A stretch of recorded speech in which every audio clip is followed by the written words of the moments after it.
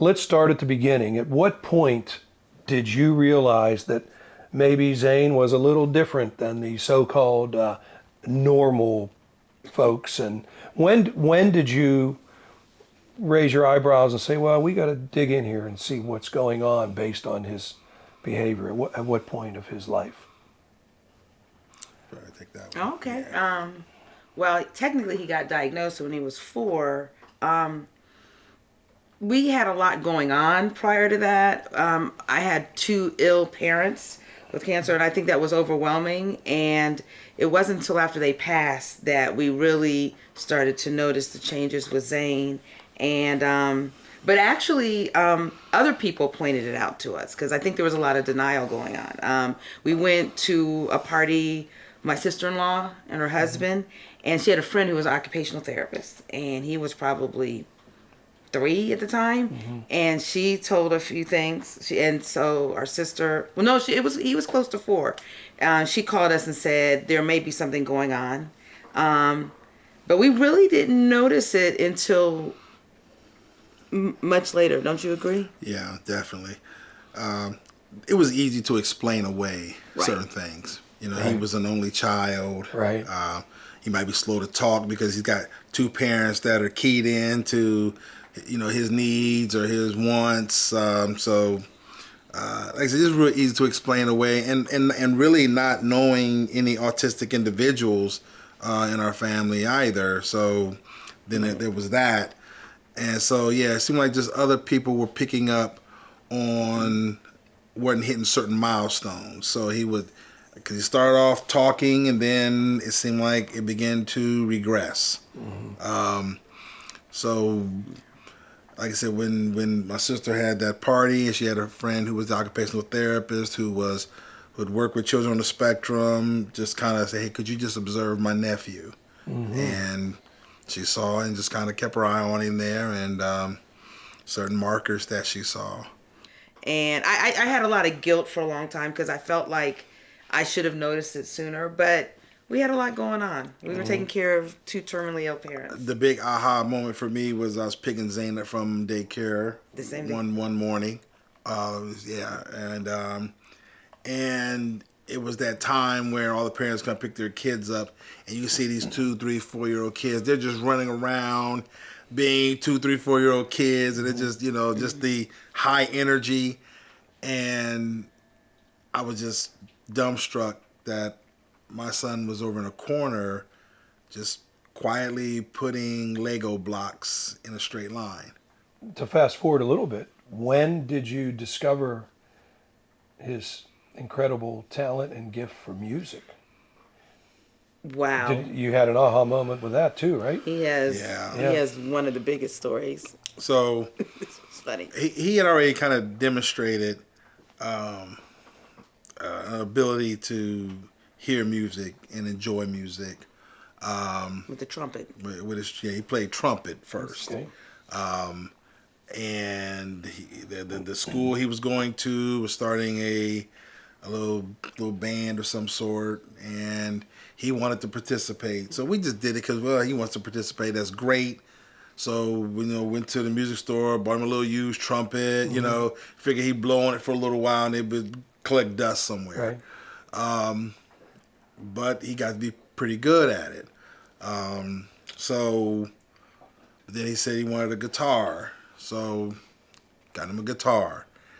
And really didn't think too much of it. In fact, when he first got it, it collected dust for 2 years. Yeah. He didn't even, but then when he did finally pick it up, he was just up in his room day and night, which is not unusual. That's kind of what Sure. he did anyway. But he was up there just teaching himself how to play this guitar. How old was he at this point? So he's around maybe around between ages 14 and 16 is when he started teaching himself. Well, you're leaving out what triggered the interest in the guitar. He played the video game Guitar Hero, and he got pretty good. Right. And when he was 12, he walked into this very room, stood in front of the TV, and was like, "I want the real thing." And we thought it was cute, but we really didn't think anything of it. But we got it for him for his birthday. And then it collected dust for 2 years. He did what we thought he was going to do. But then when he was 14, it reemerged, and he started playing, and he started watching YouTube videos, and we really weren't aware. We considered it a toy. Of course, the music, we're blessed. We were. I'm blessed, you're blessed. We see this Yeah. all the time, right? Right. And folks who may not have that experience are always blown away Right. or taken back, and it's emotional for them. It's still emotional for us, but we see it so much we're kind of used to it, right? Right. Now, you guys are very well known in the autism community. We met you because I think when you went to Baltimore Right. to speak Right. at an autism At the conference. Autism Society of America conference. Correct, and you brought Zane with you to perform. Right. And Jesse Turiski, our friend from Autism Society of Pittsburgh, was in attendance and Right. told us about you and Zane and so on. And prior to, I know we have the band Blue Spectrum, which we'll get to, but you started an organization called Blue Spectrum. Is that right? A play group? Or tell us how the Blue Spectrum came about. Go right ahead, man.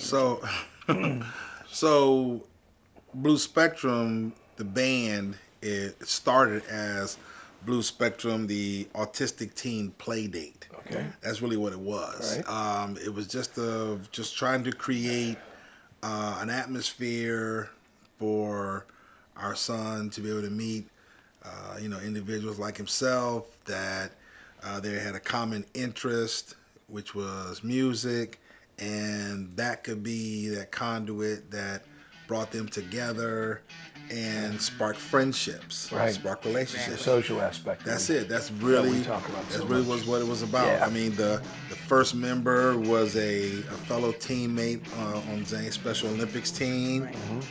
Another one came from an autistic social group at Ohio State at the Nysonger Center, and another one came through an autistic teen social group held at Nationwide Children's Hospital. So we just kind of brought these kids together on a snowy January in 2013. Yeah. Just to Strictly from a social standpoint, just to have fun. and just bring their families, brought Right. their kids over, and There was a snowstorm. snowstorm, We and weren't we they expecting- were gonna come. We did, Right. but they desired that for their children too, Yes. and they knew how hard that was. They to knew how find. important it was. And We've they had a showed similar up. experience, People at Band showed Together. up. Yeah. Our Band Together Pittsburgh, we've had events where there was bad weather. And as you said, you don't expect anybody, and it's packed because there aren't that many opportunities, Right. Right. for that interaction and creating. Right. We like to say we created a family, Yes. not an organization. Right. So, at what point did Blue Spectrum social gathering Yes. begin to evolve into what we now, as we sit here today, in February of 2022, Blue Spectrum is a hell of a rock and roll R&B band. I remember when Zane won his high school talent show. Okay. He was a junior in high school, and he played Steve Vai's "For the Love of God," and the kids went nuts. Yeah. We started off doing things within the special needs community. We were volunteers for Goodwill, Right. so like through Goodwill resource fairs and that sort of thing. Right. And it's just one of those things where someone sees him, sees the band, and is like, okay, they're not half bad. Right. Hey, I'm having a little something over here. So it was just doing things within the disability community, and it just kind of blossomed outside of that after a while. We simultaneously we were going to open mics and blues jams, and that just opened up the whole world. I mean, it was amazing. And we would laugh and we would tease each other because he was underage at the time, so but the only place to go for open jam or blues jam Are bars. are bars. Yep. And we were like, we are horrible parents. We didn't know anything, so it was like, well, we need to get him around other musicians. Right. This is so interesting that you're bringing this up because, we have our autism-friendly open mics. So the performers are with their peers. Right. Most recently, we've encouraged those performers to attend other open mics Right. that aren't necessarily related to autism, so they can begin to feel accepted and also meet other musicians And we just started that, and the support has been fantastic. That's awesome. It's been great. That's awesome. Yeah, because it's, the music and the message are simultaneous. They go hand in hand. You can't separate one without the other. We made the decision a long time ago to live out loud because it was like, you know what, this is going to be a lot easier for us to transition outside of the autism space if you just be who you are, and we did it to let other people know that, hey, cause we didn't know what he was going to do next. So it was like, hey, he may have a little quirkiness to him. He's on the autism spectrum, but hey, like for example, eye contact. So he's much better now, but there was a time when he would not look you in the eye. So he would look just off of you. Right. So we have talked to a young man, one of our wonderful performers, and it's so interesting because we said, well, are you nervous standing up there? And he said, oh no, when I'm on the stage, I just see a blob of people.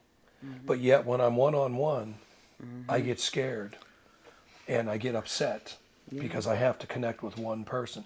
And it's so fascinating that it's actually more comfortable for some of our performers to be on the stage and they don't feel the pressure of having this type of thing. Right. It's interesting you say that because a lot of musicians have told us, like, I don't have a diagnosis of autism, but I am far more comfortable on stage than I am off stage. Right. Yeah. And we've seen a lot of celebrities, actors, and creative people who are like that. It's not unusual, of course. Right. Yeah. I want to bring up, you have both have been criticized because people have said to you, why do you say autism? Zane is a great musician. You don't need to say autism. He stands on his own. And you have an answer for that, don't you? You do. Yeah. Tell us about that. So, one is we wanted him to have his own narrative. We wanted him to be able to never want him to feel embarrassed or ashamed of who he is, and because it's part of who he is. And we never wanted him to be ashamed of that. He went through a time period where he was like 14 or so, where he said, Dad, I hate being autistic. Yeah. But I was like, you know what, son? Everyone has crosses to bear. Yeah. Everybody's dealing with something. No one gets out of this life unscathed. Yeah, isn't that the truth? Right. So, and it was like, and constantly drumming that message, and you just be proud of who you are, and the gift that you are. When you have a little child, you don't know what they're going to develop into. Yeah. I mean, by all standards, what he's doing now with the guitar and with music shouldn't have happened. He had severe dexterity issues. We were told he would never be able to read. We're not musicians. Yeah. And, I mean, no one would have thunk it. Yeah. So you don't hold your kids back when they have a desire, when they have a passion. See where it goes. And not just that, too, but like I said, he couldn't button buttons or zip zippers. I mean, he can rip off a Jimi Hendrix solo. But for 8 years, but almost 8 years. Almost 8 years we had to do that. I mean, as a child, he couldn't do those things. Wow. So had we not gotten the help that he needed, there's no way he could be playing the guitar right now. Right. He couldn't tie his shoes. Tell us about that support and that help that you got. You mentioned occupational therapy. He had occupational therapy for almost 8 years. He had speech therapy for longer than that. He even had vision therapy. I mean, there were a lot of therapies going on. Not cheap either, but we paid out of pocket for occupational therapy. It was so severe that we were just fearful of him regressing. So we paid out of pocket in the summers. Yeah. So that he could have full-time, year-round occupational therapy. Wow. I didn't mention music therapy. And the interesting story about that, music therapy, very expensive. I still don't think it's covered by insurance. It was so expensive on top of speech and vision and occupational therapy. We did music therapy for maybe 6 months. I don't even think we did a full year. And we just had to decide. We had to give something up. It was so expensive.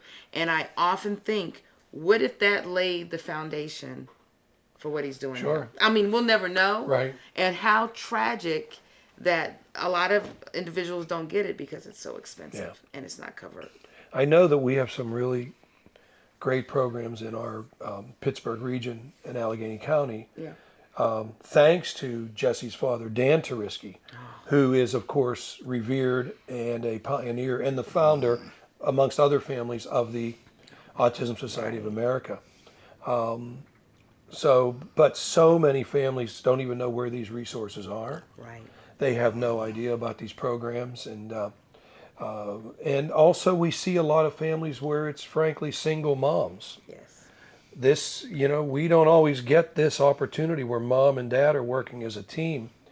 It's quite common at our events that it's mom with their son or daughter. So one more thing, and then we're going to talk to Zane for a few minutes.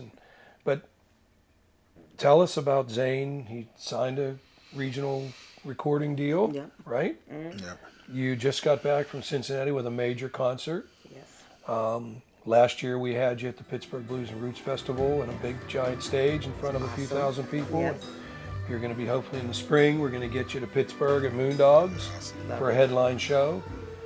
What is the future as far as, I mean, I know it's impossible to predict the future, right? But you're moving in a direction with this music and his talent that's pretty exciting. Where do you see it heading? We've always felt that, we're a family of faith, and we've always believed that as doors open, we just simply walk through them. Right. We thoroughly believe that what Zane has is a God-given gift, and that that God will see to it that it moves in the way He wants it, where He wants to take it. That's beautiful. And so, But our goals and desires are like other parents. We want him to be okay. We want him to have a way to support himself, but we want him to have a community. And this is wonderful. It's in playing and everything, but that doesn't create a community. And things like Band Together and these other organizations do that, and that's why we're so committed. right. So What a perfect way to end this. I mean, did you practice that?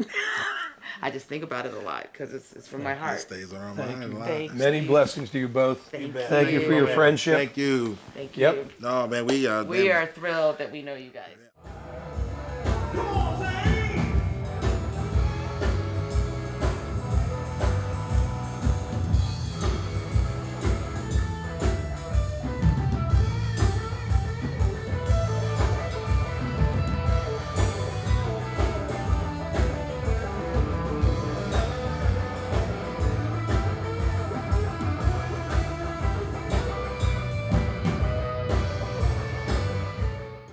So Zane, you're ZAYNE. YNE. Right. We've had that argument over the past few weeks. Great. So good to see you, buddy. Good to see you too. You're having a lot of fun, aren't you, with that guitar? Mm-hmm. Yeah. So what does it mean to you to stand in front of an audience and just be such a great guitar player? Well, that's a good question. Well, so like whenever I play in front of the audience, I kind of feed off the audience's reaction, and like I make sure when they're having a good time, that means I'm having a good time. That's beautiful. Who are some of your favorite musicians that you emulate and that you enjoy listening to? Oh, there's more than one. Jimi Hendrix is one of them. Okay. The Swedish guitarist named Yngwie Malmsteen. Yeah. If you've heard of him. Yes. He actually got me into shredding. Okay. That's why I be wearing one of his styles, like wearing his rocker stuff, wearing leather stuff. Yeah. Who else? And I also love Joe Bonamassa. Mm-hmm. Discovered him. I just saw him in concert. And I also love Slash.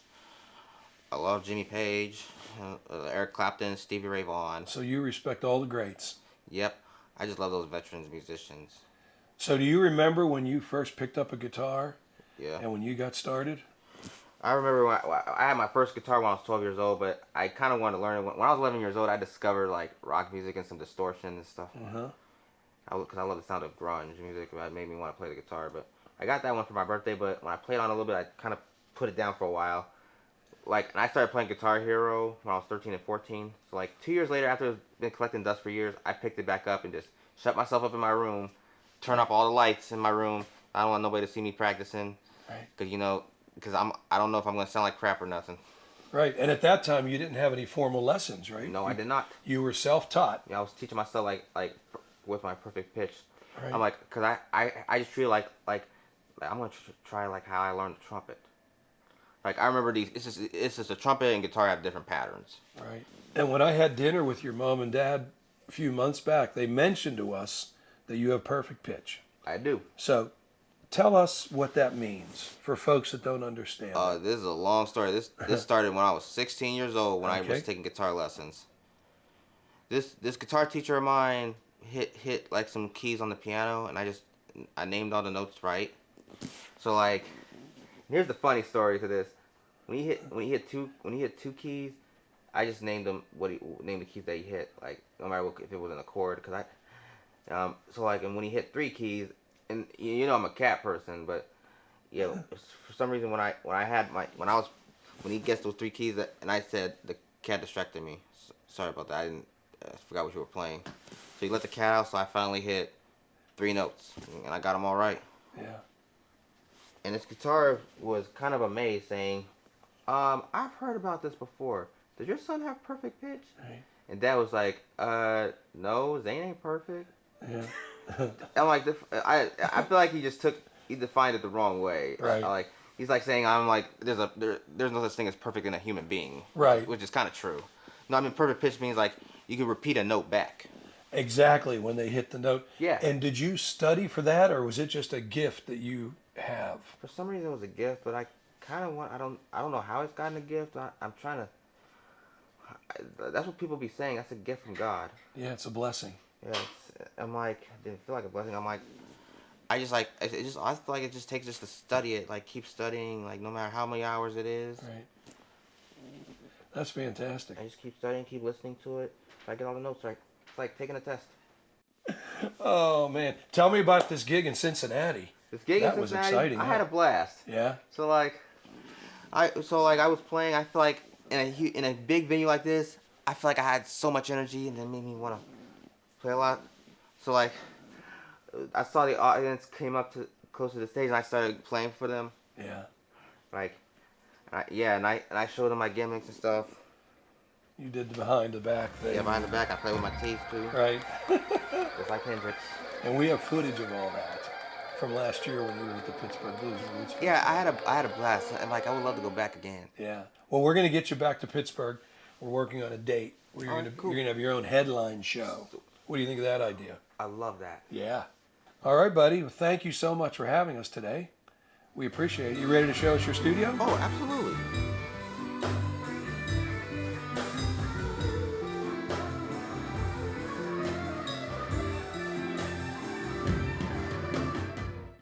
Yep, here it is. This is my studio right here. Yeah, this is my Logic Pro. So like I put time and money into this. So this and this is the keyboard that was kind of given to me. And here's my setup. All right, so these are my loopers that I play the tracks on when I'm doing solo gigs. So this is it, and this is and here are my guitar collections. Usually this Gibson Les Paul I customized this. Like I changed these humbuckers, and I to gold. Like so yeah, I did a little customizing a little. So I learned how to use the soldering iron kit. Taught myself how to do it. Yep. So I just love to go make it look golden and rich too. It's got a good tone too. This is my SG. Had this for a long time, but I had this for a long time. This is my classical guitar. Yeah, this is my classical guitar. This is my bass guitar right here. I got this when I was 15 years old. Taught myself how to play this too. Cool. Yep. And this I'm doing the same thing with this. This is a vintage guitar, a global, it's like 60s guitar. I'm getting some new parts for this. this is a project I'm doing on too. This was given to me like a friend of my dad's. His name was Mr. Carl. He's my dad. He works with my dad at Nationwide. He gave me this guitar because his dad used to try to play this, but he passed away. So this was given to me, so I can probably use this to do a project on. See